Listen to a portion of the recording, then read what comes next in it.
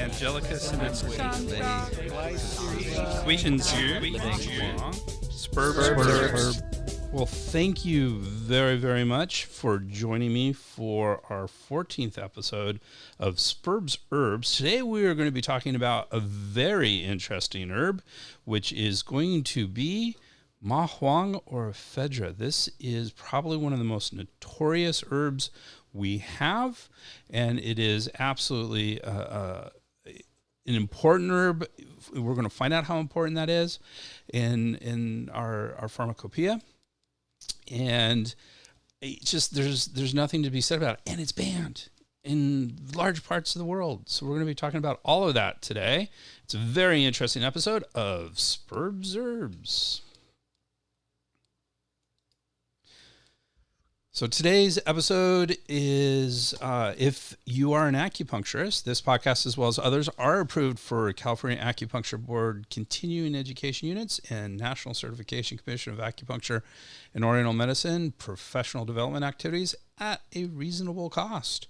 So please check us out, and we'll be happy to help you with that. You can check us out at spurbsherbs.com. And then I also have a new book coming out called Dragons in the Medicine Cabinet, Chinese Herbal Medicines Everyone Should Have at Home. If this sounds like an interesting book to you, please send me an email at drgreg@spurbsherbs.com, and I will put you on the list and let you know what's happening with that when it comes out. Thank you. Okay, so I have a book by Zhu and Zhu. And it's called Herbal Legends, and it's very cool. It's stories about 100 different herbs. Ma Huang was, I think, herb 1 or 2. It was right at the front. It's such an important herb. And here's that story from Herbal Legends of Ma Huang.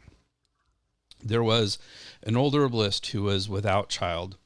He had a disappointing, arrogant student with little knowledge, and he still looked down on his teacher. Sometimes he kept money he earned by selling herbs and spent it instead of giving it to his teacher. The teacher was brokenhearted. "You don't need me anymore. Please go work by yourself," said the teacher. "All right," said the student without hesitation. "But there's only one kind of herb you can't thoughtlessly sell." "Which one?" "Leafless grass. Its roots and stems have different uses. To induce sweating, you use the stems. For other uses, you use the roots. If you make a mistake, you will make people die. Do you understand?" "Yes." "Repeat it." The student repeated what his teacher told him at once, but he didn't really mean what he said. He wasn't thinking at all. After they parted, the student and teacher sold herbs separately, and the student became bolder than before because his teacher was not with him. He dared to treat all kinds of disease, though he only knew a few medicinal herbs. Not too long after, he caused a patient's death with leafless grass. The dead man's relatives took him to the county official at once. "From whom did you learn?" asked the county official. The student gave his teacher's name, and the official ordered his teacher called for. "How did you teach your student? He has made a patient die," said the official. "I am not to blame," said the teacher, "because I clearly gave him instructions about the leafless grass." "Do you remember this?" the official demanded of the student. "To induce sweating, you use the stems. For other uses, you use the roots. If you make a mistake, you can make people die," the student said. "Did the patient sweat or not?" "He was sweating all over." "What medicine did you use?" "The stems of the leafless grass." "You are reckless. No wonder you caused his death," said the official angrily. He ordered the student be beaten and sentenced to 3 years of imprisonment. Because the teacher had nothing to do with it, he was set free right away. After 3 years of life in prison, the student became honest. He found his teacher and apologized, saying that he was determined to rectify his life. When the teacher saw that he had changed, he taught him his medical skills. Whenever the student used leafless grass, he was very careful And since this kind of medicinal herb had given him much trouble, he named it trouble, mafan in Chinese, grass.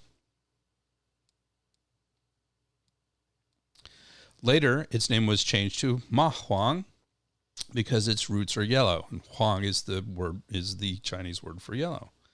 That is a quick, there you go. That is the legend. This is a quick introduction to the herb we are discussing today. Sets the stage for a discussion of its merits and dangers. This is a very interesting herb on both points. Before we get more into our herb, let's talk about something a little different. In this case, DSHEA, the current regulatory framework for herbs and supplements in the U.S. I should say, I've always called it DSHEA. I think I've heard it called DSHEA, but I guess it's DSHEA. It's just an acronym. So, and I have a tendency to pronounce acronyms. Like I didn't go to UCSD, I went to UCSD. So probably not appropriate. Okay, so let's talk about the DSHEA. This is the Dietary Supplement Health and Education Act of 1994. And it is United States legislation governing the use of herbs and supplements in the U.S. It has several components to it that is relevant to the practice of herbalism and the use of supplements in the United States. It establishes good manufacturing practices, or GMPs, for the manufacturing and selling of supplements to the public. So this is really important for some of the newer practitioners. You may not be aware of this. In the mid-2000s, I would say, this was a huge issue. The schools and practitioners were really worried about GMPs because basically, on the surface, it would ban us from making herbs for our individual patients, even though it had a passage at the very beginning of it as an introduction to it saying this would not be applied. What it said was the FDA will use enforcement discretion in enforcing these rules against individual practitioners making and prescribing herbs for their individual patients. And so, they were saying they didn't want to come after us, but they said enforcement discretion, which means the way I always explained it is if someone were to die or be harmed, as one of my patients that I did something, they're going to make an example out of me. They may use some enforcement discretion on day-to-day activities, but if someone gets hurt, they're going to go after the person who hurt them. So we're very concerned. The schools were hugely concerned about this. I was working at the schools and was on a committee to work with determining GMPs. And really what it came down to is, I think in the long run, we just kind of said, all right, they don't seem to be enforcing it, and we're pretty good. For the most part, the one practice it probably did stop was practitioners would sometimes buy large bottles of a herb that they prescribed a lot, and then they'd break it down, put it into baggies or put it into other bottles for their patients, and that would be it's not a violation of GMP, but it puts you squarely in the realm of manufacturing, just with the chain. You're opening a sealed bottle and distributing. So that kind of puts you in the realm of manufacturing and out of the realm of an individual practitioner. So I think a lot of those practices have stopped. But other than that, I think things have gone along pretty normal for a profession with the GMPs. The other thing that it required is it mandates the use of dietary labels describing the ingredients in supplements. And actually that's been kind of a boon, because there were some herbal supplements, Chinese herbal supplements, that they would not tell what the ingredients are. And basically they got banned from the United States. So now we know the ingredients of some of these formulas. I'm thinking of something like Yunan Baiyao, which is a very, very famous formula that is hidden. It was a secret. It was a state secret, as far as I was told, and you couldn't know what was actually in them because of the state secrecy around it. And now, in order to be sold in the United States, they have told us what the ingredients are. Now, whether it's true or not, that's a whole nother scenario. But certainly, we know a lot more about that herb because of DSHEA than we did otherwise. So that's two aspects of DSHEA. Now, before we get into another very important aspect of it, probably its defining aspect, let's actually look at how DSHEA defines a supplement, a dietary supplement. It is a product other than tobacco intended to supplement the diet that bears or contains one or more of the following dietary ingredients: a vitamin, a mineral, an herb or other botanical, an amino acid, a dietary substance for use by man to supplement the diet by increasing the total dietary intake, or a concentrate, metabolite, constituent, extract, or combination of any ingredients described. So that is the definition of a dietary supplement in the United States. It continues that a supplement means a product that is intended for ingestion in a form described in another section. You look at that section and it just lists like capsules and powders and extracts, things along those lines. Is not represented for use as a conventional food or as a sole item of a meal or the diet, and is labeled as a dietary supplement. So it needs to have that dietary supplement label. Arguably, the most important aspect of DSHEA, at least for manufacturers and consumers, is there does not need to be Food and Drug Administration (FDA) approval prior to marketing supplements if they were marketed in the U.S. before 1994. So if you're not from the States and you don't know what the FDA is sort of the central, very strong administration in the U.S. government that oversees drugs and food and drugs. And so very, very strong, very, very monolithic and is in charge of all of these things in the United States. Very, very important administration in the U.S. government. And so what DSHEA said was the FDA basically does not get involved with supplements, with a few exceptions, which we're going to talk about. In other words, if it was a supplement before 1994, the FDA can basically say nothing about it. So it doesn't control marketing. It doesn't control ingredients, nothing. So that the supplement industry just exploded after this because it was pretty well protected. They didn't have to worry about the FDA. Now, having said this, there are still guidelines on marketing of any supplement, basically anything that's not approved by the FDA.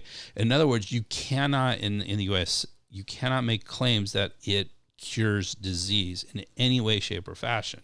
So you can't say an herb and says this helps, eczema. That's a cure. That's a disease curing things. Now, what you can do is say it aids in the support of the skin. That's fine. That's non-specific. That's not curing a disease. And you see a lot of supplements with something similar to that. If they're really smart, they'll have a little notice at the end. The FDA has not approved any of these marketing notices, and there's some legalese that can happen there. So if you don't make a disease claim, because as soon as you make a disease claim, it's no longer a dietary supplement, it's now a drug. And it now needs to be proven like a drug and approved like a drug. So that's why you can't make cure disease claims in the United States, but you can do all this other stuff without any problems. Now, if a dietary supplement comes out after 1994, it is considered a new dietary ingredient, and the FDA needs to review but not approve notifications providing reasonable evidence of their safety or reasonable expectations of their safety before marketing. So the FDA has a small role in it, but they can't really say no. They're just reviewing your stuff. I guess they can come back and say, well, we don't like this, change it, or something along those lines, but they still cannot say no to a supplement. So DSHEA is amazing in that regard. We have a lot of consumer freedom because of the DSHEA. And I'm always shocked. I lived in Australia for 4 years, and I was always really shocked at what I could buy over the counter in Australia and what I couldn't buy over the counter in Australia. So for example, codeine is available in Australia over the counter, where here it's solely a prescribed substance. And I think in most areas of the world, codeine is available over the counter. On the other hand, here in the States, we can actually buy DHEA, which is a precursor to testosterone, and that's considered a hormone and actually considered a doping drug by several athletic organizations elsewhere in the country, elsewhere in the world. And so it's just amazing that you can just walk in and buy this where it's pretty much banned everywhere else. I don't want to say everywhere else, but in a lot of places of the world. And so the DSHEA is done a lot of interesting things. So codeine is a drug, so it's not quite in the same category, but I was just using an example of what's different. Okay, so the DSHEA is a powerful law that places the choice of supplements in the hands of consumers rather than the government. The FDA can only ban a supplement if the FDA finds proof that the supplement is dangerous. In other words, instead of, like in drugs, instead of the manufacturer proving that a drug is safe, the FDA has to prove, the burden of proof is on the FDA, and they have to prove that the supplement is not safe. That's a huge difference. So they have to show proof that the supplement is dangerous. This opens it up to criticism and accusation that allows free rein to supplement manufacturers and marketers at the expense of the safety of consumers. So that's one side of the fight on the DSHEA. It's like, look, we're not protecting our consumers, and we're throwing them to the mercies of the manufacturers and marketers. On the other hand, many consumer advocacy groups hail its support of consumer health freedom, so that this is considered a positive for consumers. So we can basically do whatever we want. And you think about it, these herbs have been around for hundreds of years. Why should the FDA get in the middle of all this? Of course, when you do that, for every herb that's been around for 100 years, we have things like MSM and melatonin, which have not. Those are relatively new discoveries and packaging as supplements. So some consumer advocacy groups are saying, no, this is not protecting our consumers and it needs to change. And other consumer advocacy groups is, this is great. Consumers have this total freedom. So both sides of it. So while the FDA has banned several chemicals and supplements, the only herb banned is our herb today. That's the only one I could find, by the way. There may be some, but they had a list of ingredients that they had banned, and there were no other herbs on it. On the same token, Ephedra wasn't on it either. I had to dig for the notice for that. And here's the problem is Ephedra, Huang, our herb for the day, is not actually really banned. What it is the FDA issued an order in April 2004 preventing the inclusion of ephedra in supplements. So technically is not banned as an individual herb. So if you put ephedra in a dietary supplement, banned. That's illegal in the United States. But if you have the raw herb and you give it to a patient and tell them to make a tea out of it, which, by the way, other species of this is called Mormon's tea, is one of the names for other species, not the species that we're talking about, grows all over here in the United States and is used commonly as an herb in that scenario. The same token, if that's the thing that we're saying that someone should do, then that is not illegal.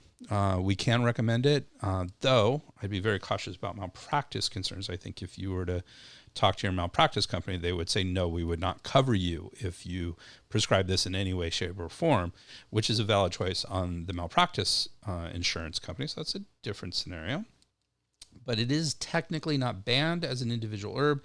It's only banned when combined with other herbs as an herbal supplement, as a dietary supplement. So you can never find like a capsule of ephedra. That would not be good. So other countries such as the United Kingdom and Canada do have more extensive bans. They pretty much have banned it completely. So you do not get to see that in any other way. So that is Ephedra and DSHEA. It is the DSHEA, just in a broad generality, is one of those legislations that I think the people who are for it are ultra for it. And I think as a profession, we're very for it. It gives us a lot of leeway in how we deal with herbs and supplements. Those who are against it are definitely in the let's protect the consumer sort of boat. And they have some good rationales behind it. But I personally am on the personal freedom side of things, and I think it does really well.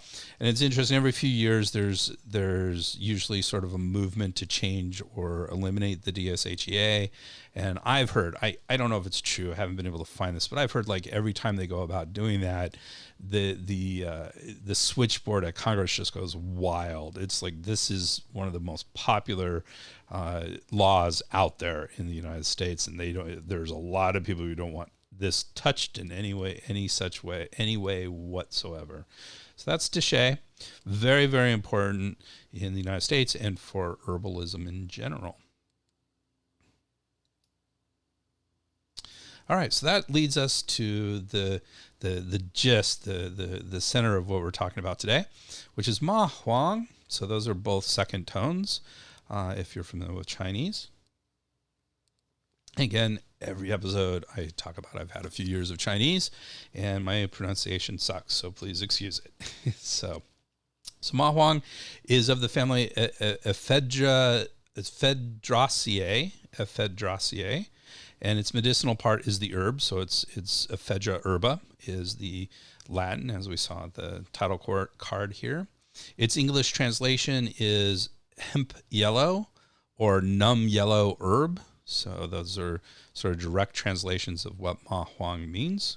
Huang meaning yellow, and Ma is a word for hemp, so that definitely makes sense. Other names for this are Ephedra stem. In Japanese, it's Mao. In Korean, it's Ma Huang, but it's one word that I see, that the source said Mahwang, which is very different than our Huang of the Chinese. So that's Korean. It can also be called Jing Ma Huang, Ma Huang Rong. We're going to talk about Ma Huang Rong as one of the preparations. Specific species. So there are very different species of this. This is actually Ephedra sinica, and there are hundreds of species under this genus. And so some of those specific species include Sao Ma Huang, which is Ephedra sinica. So that's another way for this one, Sao, which means grass, if that's the word. I'm not sure about the actual character, but Sao does mean grass. And then Zhongma Huang. Zhongma Huang is Ephedra intermedia, and Mudze Ma Huang is Ephedra equisetina. So those are other species, and some of those can be substituted and used as Ma Huang. So that's why they're included here as other names. So dosage is interesting. All of I have three major sources that I use, and we'll be referring to them throughout this. We have Chen and Chen. We have Bensky and his group, including Volker Scheid. And then we have Brandon Wiseman, the concise herbal Materia Medica. And so what's interesting is the dosage actually differs between all three of them, though fairly close. So Bensky says the dosage of this herb is 2 to 9 grams per day. Chen and Chen says 1.5 to 10 grams, so a little bit wider range of dosing. And Brandon Wiseman actually starts a little bit higher, says between 3 and 10 grams. So they're in the ballpark of each other, but there are slight differences between them. And that may not seem super significant, but it kind of is, because all three of these are basically translations of official Materia Medica books in the U.S. and in China. And therefore, when you get into what each of these books say about actions and everything, we're really talking about translational differences and not necessarily about any fundamental differences. So it's interesting that there's slight differences in the dosing. So Ephedra genus, let's talk about Ephedra genus. It is the only genus in the family of Ephedraceae that we talked about. So the family is Ephedraceae, and there's only one genus under that family, and that is the Ephedra genus. They are gymnosperms, which refers to their unenclosed seeds, because gymnosperm means naked seed, literally from the Latin. So unenclosed seeds. Generally, they are shrubs, though they can be clambering vines or rarely small trees. Remember, I said there's hundreds of different species, so most of those species are going to be shrubs. Some of them are going to be clambering vines, and very rarely they're going to be small trees. There are many species of this genus, and they are found worldwide except Australia. Australia is its own little continent. It's really fascinating. Generally in desert regions is where it grows. The category, again, these sound different, but they're all very similar. They're just different translational changes. So Bensky says it is a warm acrid herb that releases the exterior. Chen and Chen says it's a wind-cold releasing herb. And Brandon Wiseman classifies it as a warm, acrid, exterior resolving medicinal. So you can see very similar, the Brandon Wiseman very similar to Bensky. Chen and Chen kind of took the opposite tack. So both Bensky and Brandon Wiseman, they say this is a warm, acrid herb. That is describing the herb that it resolves the exterior, releases the exterior. Chen are kind of taking the opposite thing, is like it treats wind cold.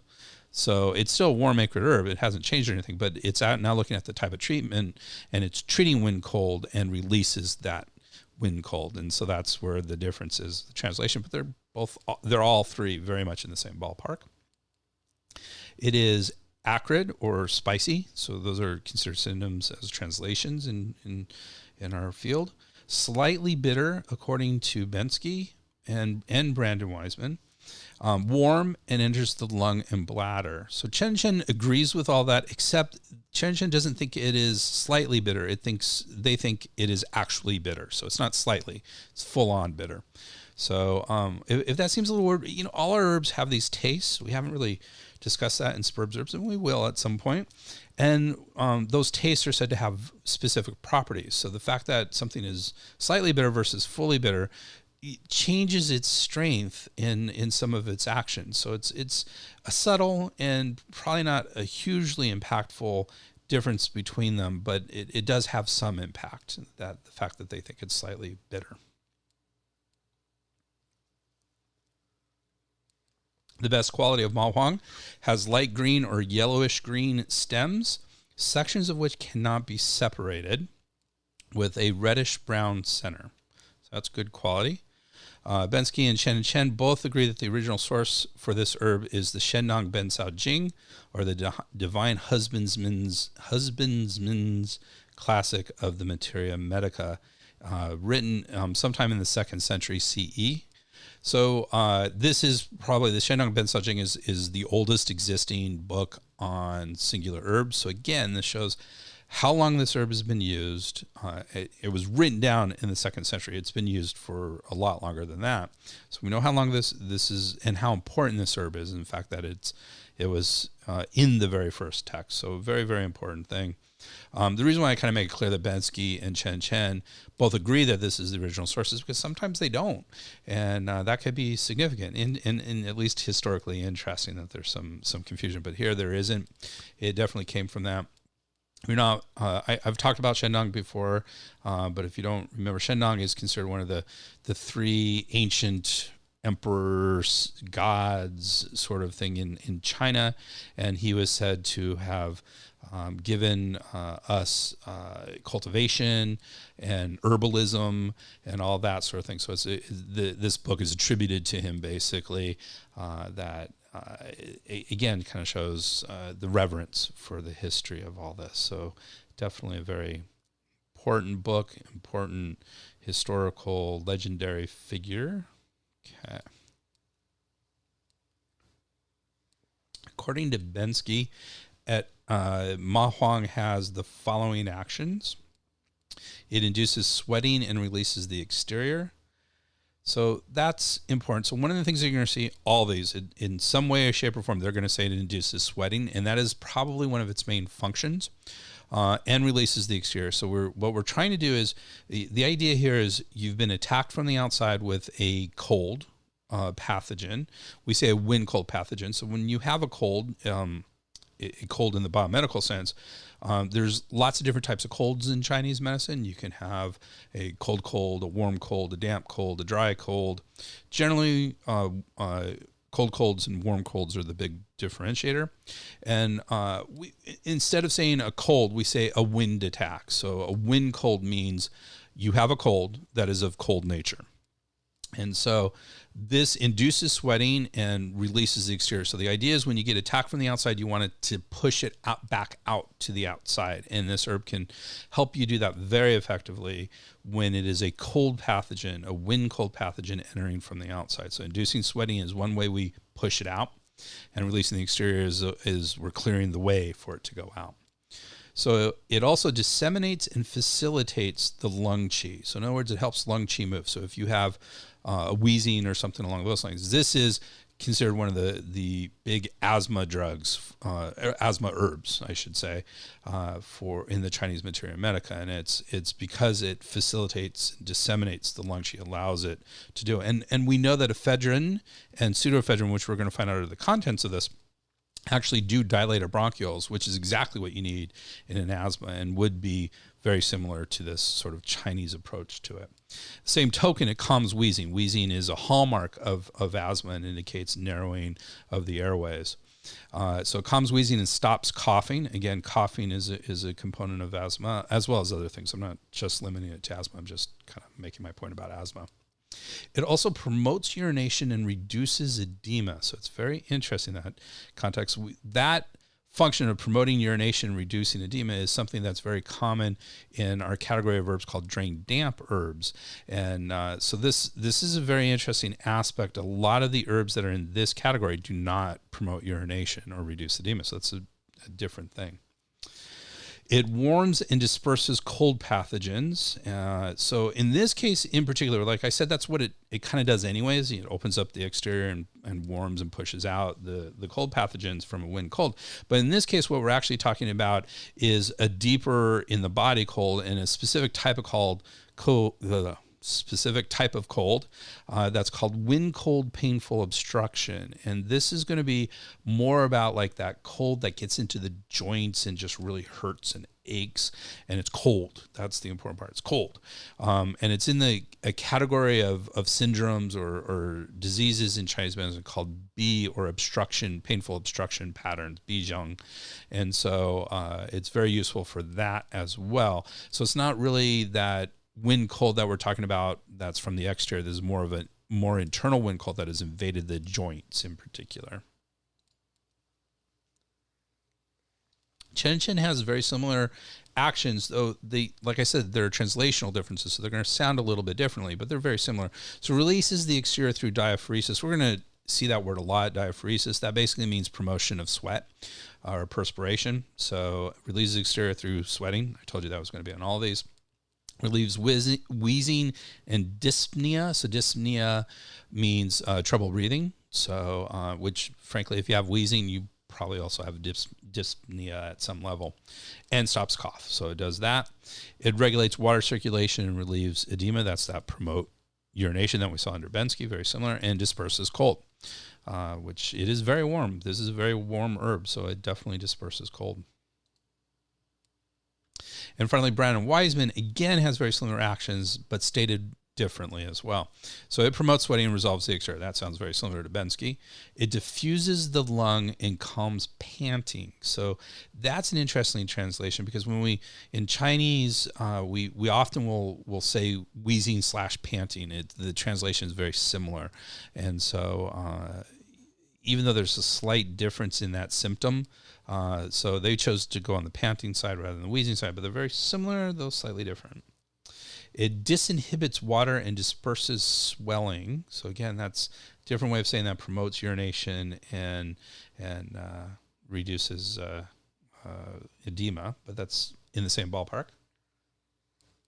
Finally, it warms and disperses cold evil. So yeah, all these pathogens can be called evils, not in the sense of good versus bad or God versus Satan sort of evils, but more as in these are pathogens that are not good for us entering our body. These are bad or evil pathogens, not in a more general sense of good versus evil. Okay. So those are Chinese medical actions. Any questions, you're always welcome to, if you're listening to this on a podcast or something, you're more than welcome, or recording, you're more than welcome to send me an email. I'm happy to answer that. And if you're listening to this live, feel free to throw in any questions if you have any. All right, continuing with Chinese medical actions, we do have a fourth book that we throw in, and that is that original source that we mentioned earlier, the Divine Farmer's Materia Medica, the Shennong Ben Sao Jing, that we mentioned earlier as the source of this. So it's kind of interesting to go back to the source, and especially what it says, because it's very different than what we just heard, the more modern approaches to this.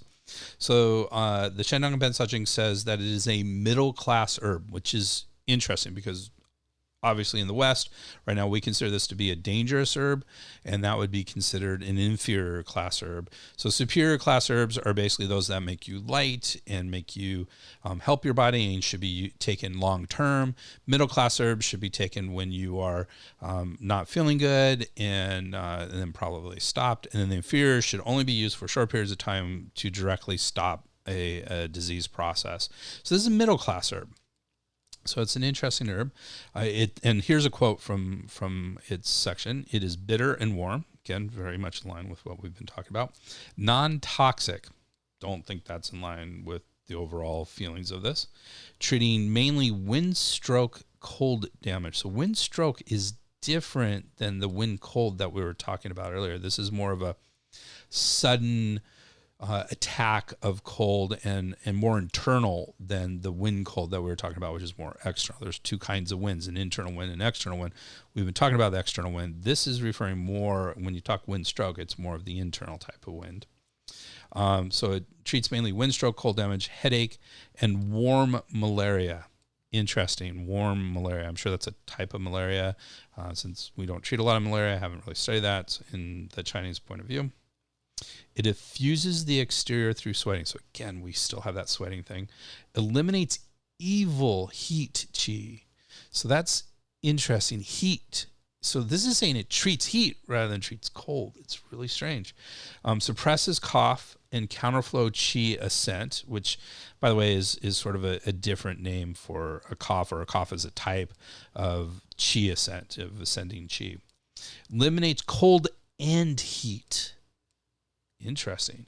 And breaks concretions and hardness, so accumulations and gatherings. So it breaks basically stagnations. So all that's pretty much in line with what we've been seeing, except for it treats both cold and heat. This is not something that we would use to treat heat, but in combination with other herbs, which we are going to talk about. It can be actually very good for treating heat, but only in combination, not exclusively on its own. The commentary on Bensky discusses some interesting aspects of this herb. It can be used for deep-rooted toxic sores without a head. So remember, a head on a sore means, or a point, it means it's about to burst through and release. So it doesn't have a head, caused by accumulation of dampness or phlegm and cold. So anytime there's sort of a pussy or liquidy sort of thing, we say there's some dampness and or phlegm going on in that. So this is good for that before it points. So this will help express it, in other words. Combined with other herbs, the warm dispersing nature can be instrumental in breaking up the congealing of the gathered yin pathogens. Yin, damp and phlegm that we just talked about are kind of yin pathogens, so that may be what they're referring to here. Thus allowing nourishment to reach the area and repair tissues. So basically what they're saying is there's something congealed and stuck, and that is preventing proper nutrition and proper healing aspects to happen. And so if we break that up, then we can actually allow blood flow and nutrients and the body's natural processes. It can also be useful for opening the pores and facilitating the absorption of topical medicine. So adding this onto a topical medicine means that medicine will be absorbed more because the pores are going to be opened up. As discussed in the legend at the beginning of this podcast, this herb can be a powerful and versatile agent. However, it requires familiarity with the local environment and population. And here's a quote: "A dosage appropriate in one place may be excessive in another." And the example they gave is if you're down in Sichuan province where it's very hot, warm, and damp, and they say you have thin skin, a very low dosage of this is going to produce its effects. However, if you're up north in Mongolia and it's very cold all the time, and they say you have very thick skin, then higher doses is going to be necessary for it to have its effect. So it's important to know the thing. I live in San Diego. It's a deserty area. I would be very cautious with using it. Not, I have used it, and I'm not, worried about it, but I'm cautious when I use it in this area. If you're, up north in the middle of winter, in northern New York or North Dakota or something, then a higher dose of this would be appropriate and probably necessary for its effects to occur. There are many different preparations for this herb. There's several ways to prepare it. You can have Jingma Huang, which is cleaned Ephedra. This is where the roots and nodes on the stalks are removed, resulting in a lesser diaphoretic effect. However, the nodes can be left on if the herb is not going to be used to induce sweating. There's something a little bit off in this because some of the other passages we have kind of contradict this, so I'm a little confused on this. And so I don't know exactly if these nodes are helpful or not helpful for diaphoresis, because some of the other stuff says it is helpful. So keep that in mind with this. There's Zhima Huang, which is prepared Ephedra, and this is stir-fried with water, and that reduces the diaphoresis, the sweating, but strengthens its lung calming effect. Ma Huang Rong. Ephedra cotton is clean. Ephedra is brought to a boil in water until it rolls over 10 times until froth rises. It is then removed, dried, and ground until the fibers become soft. So this saves the trouble of removing foam, as discussed below in its cooking process. We'll talk about that in just a second. It is slightly less diaphoretic than cleaned ephedra, but stronger than prepared ephedra. Mi Ma Huang. So that's the Zhi Ma Huang that we just talked about, the prepared, but it's Mi, which is honey. So this is honey prepared ephedra. Honey is brought to a boil, and the froth and any extraneous materials are removed from the top. Is then filtered and returned to a boil. Boiling water is added to thin the solution, which is then poured over cleaned ephedra and covered. The amount of cooked honey should be 20% of the herb, and the water should be 1/3 of the honey. This causes moderation of the acrid dispersing qualities, while the duration of action of ephedra is increased. It also moistens and thus protects the lungs from these qualities. So this is really cutting down that dispersing and sort of acrid, spicy function of the Ma Huang. Chen Chen has some other preparations, and they say Ma Huang should be pre-decocted and the foam removed prior to adding other herbs to the decoction. The foam is said to cause irritability and excessive diaphoresis, so excessive sweating. So that's how they recommend it, and how, if we are going to prescribe it as a decoction, it should probably be decocted first, the foam removed, and then the rest of the herbs come in. So really quickly, that foam, I think, comes up really quickly, so it's just a little bit before the rest of the herbs. That's how it should be traditionally prepared. Unprocessed Ma Huang should be used to treat external pathogens lodged in the way or defense level. This is way too complicated for us to get in here, but at some point we'll talk about the 4 levels of Chinese medicine.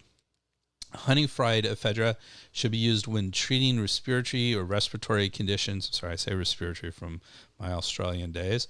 Respiratory conditions not caused by exterior when cold, with signs, symptoms of coughing, dyspnea, or wheezing. So that's more appropriate when it's not like a cold. It's more of a chronic sort of condition. So if we're going to go back to that asthma thing, which again, I don't always like the 1-for-1 of a Chinese and a Western diagnosis, but if we're talking about asthma, that's probably more in line with using the honey-fried ephedra rather than the unprocessed.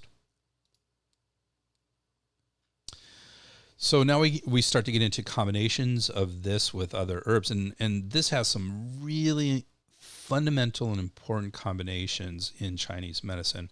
The first of them is with guizhi. If Ma Huang is the first herb in the herbal book, and I don't know about most people, but I know we followed the book, so it was the first herb we learned in all of our herbal classes. Guizhi, or Cinnamomum ramulus, this is cinnamon twig, was the second herb. It was right behind this. So there's the same category, same everything. So with guizhi, Cinnamomum ramulus, both are acrid and warm and enter the greater yang channel, or the bladder channel. So remember, we said it enters the lungs and bladder. That's the bladder channel. So this combination is used when the pathogenic cold is lodged in the exterior, especially in winter. Ma Huang travels best at the protective or wei level, strongly dispersing cold by promoting sweating. Guizhi moves best at the nutritive or the yin level, warming the channels and releasing the muscle layer. And together they work very synergistically, but you want to make sure it's a cold condition. This is a very warming combination. It's also very good with Xingren, or Armeniaceae semen, which is, I want to say apricot seed. I think that's what it is, as both enter the lungs and alleviate coughing and calm wheezing. So very good for that. Ma Huang disseminates and facilitates the flow of lung qi, while Xingren drains and directs the lung qi downward. Together, these match the natural effects of the lungs and can restore normal function of the lungs. So it's a very powerful combination as well. In fact, there are there's formulas that use this combination quite a bit in the category of stopping cough and things along those lines. So very good with that. Can also be used with Shu Diwang or Rhamaniae radix preparata. They benefit the kidneys while calming wheezing. So this is a condition in Chinese medicine we call kidneys not grasping the qi. So it's the idea is that we breathe in from our lungs, but the qi from the air goes to our kidneys to do some function. So if the kidneys can't catch that qi, can't get that qi, we have kidneys not grasping the qi or grasping from the lungs, and this is a good combination for treating that. It can also be used with renshin or ginseng radix in patients with weak primal qi or qi vacuity.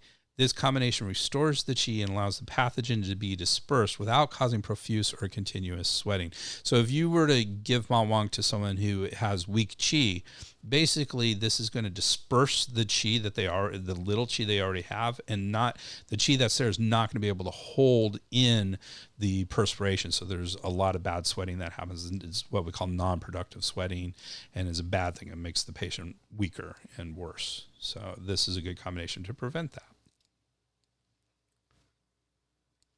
Another very important combination is with Shirgao gypsum fibrosum, which is talcum.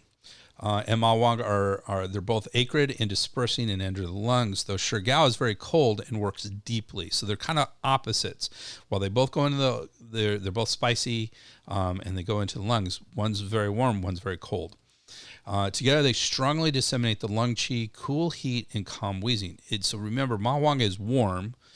Shirgao is cold, so the cold is going to be stronger than the warm. So we have the 5 temperatures are hot, warm, neutral, cool, and cold. So they're not, the cold is going to be stronger than the warm. So best used when the pathogen is moved internally, transformed into heat, and blocked the lungs. So that was that condition I mentioned earlier that we were going to talk about with other herbs. This is a great combination. It can help the heat and the cold. So that's why the herb under the Shendong Ben Jing says it can treat both heat and cold. So normally we think of it as treating cold, but in this combination, it's also very good for treating heat. Contents, the main contents are ephedrine and pseudoephedrine, and these are generally considered the active ingredients. They are alkaloids with strong dilatory actions, especially bronchodilation. So they bronchioles are the airways in the lungs, and so it helps make those bigger, which is very useful when we're having trouble breathing or asthma or all those sort of things. There are also volatile oils, flavonoids, organic acids, and catechins. The volatile oils are thought to give the herb its dispersing actions, according to Chinese medicine. Chen Chen states Ma Huang is diaphoretic, which means that it promotes sweating, antipyretic, which means that it lowers temperature. So in a wind cold, if you can have a temperature, and this could be helpful for that. It is diuretic, so it promotes urination. That's the definition of diuretic. We know that's a function here. Sympathomimetic, which means it acts like our sympathetic nervous system, so it ramps us up. So that is one thing. Antibiotic, it helps with bacterial infections and affects the respiratory and cardiovascular systems. And so those are all there. There's evidence to support a lot of this. A lot of the evidence in Chen Chen is from China, and some of it's very good, some of it's a little weak. But there we go. These cardiovascular effects include increasing both diastolic and systolic blood pressure. So that's the number above and below. Diastolic is the higher number, systolic is the lower number, and a mild but prolonged vasoconstrictive effect. So I just said it had dilatory effects, and here it says it's vasoconstrictive. It means it tightens up the blood vessels and become a little bit smaller. They continue to list some Chinese studies showing positive effects in treating infantile diarrhea with Qianhu Pusidani radix, coughing and wheezing with other herbs, and asthma, again, with other herbs. Though these were generally small studies, I don't consider them strong studies. They were not systematic reviews or anything along those lines. So pointing in a direction, but I would not consider them to be definitive in any way, shape, or form. There are lots of studies looking at the effectiveness and dangers of Ma Huang. I always like to go to Cochrane reviews because I think those are very strong evidence. There are several Cochrane reviews that involved Ma Huang. Basically, all of them showed poor quality studies, too many herbs at the same time being looked at, in chronic juvenile and adult asthma. So what they're saying is there's some but not strong evidence for asthma, diabetic peripheral neuropathy, and the common cold. So at least they looked at these things. And basically what they're saying is the evidence isn't strong enough for us to say it works here or not. And one of the concerns is all of these sort of things is the potential dangers of using Huang is always kind of a specter over these systematic reviews. So at this point, not enough evidence, which makes sense. Hasn't been a lot of studies of these things. Another article by Clark and his team came to basically the same conclusion about asthma with this. So even though I keep saying asthma, the scientific evidence is still weak on that point. Another systematic review by Qua concludes there was insufficient evidence to recommend herbs in the treatment of infant bronchiolitis, which is inflammation of the bronchioles. So the bronchioles are the bigger airways in the lungs, and not sure there's good or bad there. It's just insufficient. Another area of use that is commonly used for this herb is weight loss, and there were several reviews that found little to somewhat positive evidence. There was broad concern about adverse effects with the Ephedra, and I have a list of several studies that basically come to that similar conclusion. There were lots of studies of adverse effects, which we are going to discuss under concerns. There are tons of drug-herb interactions, potential drug-herb interactions. There are no obvious cytochrome P450 or P-glycoprotein interactions, so no issues there. But there are lots and lots of interactions of different drugs. I'm not going to get into all of these at all. Most of them are D, some are C. In this case, C, they were case studies, so one individual or two individuals or a handful of individuals. Lots and lots of stuff here. I'm not going to list them all. I mean, there's literally like 30 here. There was one in here that was pretty high. Yeah, here's an A-level one with his methylxanthines, including theophylline and caffeine. There are interactions with that. In fact, they think that's a combination that can be very helpful for weight loss, but at the same token is the one that's most danger for a lot of the cardiovascular negative effects. So that's A-level evidence. That's pretty good. The rest are all relatively low level. Concerns. This herb, as we have discussed, is banned in the United States because of concerns about its safety. Bensky discusses its toxicity. The toxic dose is approximately 30 to 45 grams. So remember, we said the daily dose is like 9 or 10 grams at the higher end. So really only about 3 times or 4 times higher we're talking about we're in toxic dosing. That's not a very wide window between the therapeutic and the toxic dosing. Symptoms of acute toxic reaction include palpitations, insomnia. So palpitations, by definition, is awareness of your heartbeat, and usually a rapid heartbeat. Insomnia, restlessness, diaphoresis, sweating, that makes sense. Chest pain, elevated temperature, and tremor. This really, because it's sympathomimetic, it really kind of ramps up your sympathetic nervous system and your metabolism. So all these things are kind of things you would expect if your metabolism is going too high. Extreme overdoses can lead to blurred vision, dilated pupils, coma, dyspnea, so that trouble breathing, dysuria, which means trouble urinating or painful urination, convulsions, respiratory arrest, cardiac failure, bradycardia, and ventricular fibrillation. Ventricular fibrillation is very bad and life-threatening. So extreme overdoses are not good, to be avoided, definitely. Chen has following cautions. It should be used with caution in patients with weak constitutions, chi vacuity-induced spontaneous perspiration, yin vacuity night sweats, kidney vacuity wheezing or dyspnea, or spleen vacuity edema. A lot of those are very technical sort of things for Chinese medical practitioners, but they're very important for us to be aware of. So there are definitely a lot of different things that this should not be used in. Should not be used chronically to treat cases of wheezing or dyspnea. So I would put that in the category of should not be used chronically to treat asthma either, as a condition. Not recommended in cases of liver yang rising or yin vacuity fire. Those are sort of similar, though slightly different conditions. And they have pretty extreme symptoms, signs and symptoms. So definitely not recommended in those cases. And it should be used with caution during pregnancy. And when they're saying caution with pregnancy, is they're kind of not like you can use it, just be cautious about it. They're kind of more like let's avoid it if we can, sort of thing. They actually have Chen also has two formulas that they recommend in case of overdosage. The first should be taken every 4 hours until symptoms are alleviated. It includes Da Huang, Ho Po, Mu Xiang, Mong Xiao, and Gan Sao. This is actually really, really similar to a class of formulas that are called the order the Qi decoctions. It includes a lot of those herbs. So, and those are purgative formulas. So get it out of the system, basically. The other formula is a formula that should, the patient should take 150 milliliters every 2 hours for 3 to 5 doses. And all it includes is Lu Do and Gan Sao. So Gan Sao is in both of them. That's licorice. And that could be a helpful antidote or part of the antidote for this. From a more biomedical point of view, there are several concerns. There have been several cases of spontaneous death due to use of ephedra in supplements. This is often due to its cardiac adverse effects. And again, I have several studies that show similar things. There can be toxicity to liver that has been reported, and that included a lot of different things. So it included raised liver enzymes all the way up to cirrhosis of the liver. So liver toxicity or hepatotoxicity is an issue here. A couple studies said there's increased risk of psychiatric, autonomic, or gastrointestinal adverse events and heart palpitations. So again, lots and lots of concerns. When I look at the biomedical literature, I understand why they banned it.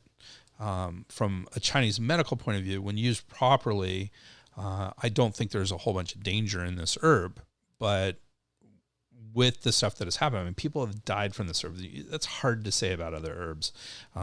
Other herbs have been adulterated and have maybe caused some stuff, but rarely does an herb cause death. The only one I can really think of is an herb called Fudza or aconite. There was a rash of deaths around that, but they were also taking it at super high doses that were completely inappropriate.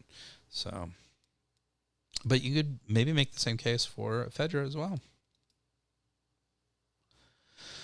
All right, that gets us through everything today. Really appreciate you guys hanging out here and talking to me about, I'm fascinated with this herb. I'm just, everything about it. It is such an important herb. There's almost nothing. So in Chinese medicine, I like to say that herbal medicine is often about what else. Either, a patient comes in and they want to be on an herbal formula and they have a reaction to a specific herb. So what other herb can I put in that? Or I'm out of a particular herb. So what other herb can I use to substitute for that? Or herbs got stopped at the border and they're just not available. And so I can't get my hands on that herb. So what other herb can I do? It's always about what other herb. The problem with ephedra is there is no other herb. There's nothing that's a great substitution for Ma Huang. There's some that come close, that have some of it, pieces of it, but there's not a singular herb that we can just say, oh, when Ma Huang is bad, let's throw in this herb, when we can't use it. There's nothing like that. So it's a very unique and strong and important herb, and it's banned at this point. It's very difficult to get and to use in a lot of countries. And so it's a very interesting sort of herb overall in that context. So again, thank you very much for all this. Appreciate it. I found it fascinating learning all this stuff. So appreciate it. You can always get in touch with me at drgreg@spurbsherbs.com or at our website, www.spurbsherbs.com. And if you do visit my website at spurbsherbs.com, when you do buy from Amazon, please use the banner ad on the page. I get a few pennies and it helps me to maintain this. Appreciate it. On our next episode, please join us as we discuss one of the most commonly used herbs in the world, hops. This Western herb is crucial for beer production, but also harbors health benefits. What are these benefits? Does drinking beer convey these benefits? Will there be other interesting questions? Let's find out next episode. And we have a particularly large bibliography here. It's gigantic. It's several pages. And this, I usually put the bibliography up on Spurbs Herbs if you want to look at my sources. Have no problems. I'm kind of proud of my bibliographies. All right. I think that is it. Spurbs Herbs. The proceeding was presented by Dr. Greg Sperber. We would like to thank Janelle for all her support and everybody else who contributed to this program. Janelle. Timothy Dobbins, Rogers, Campbell,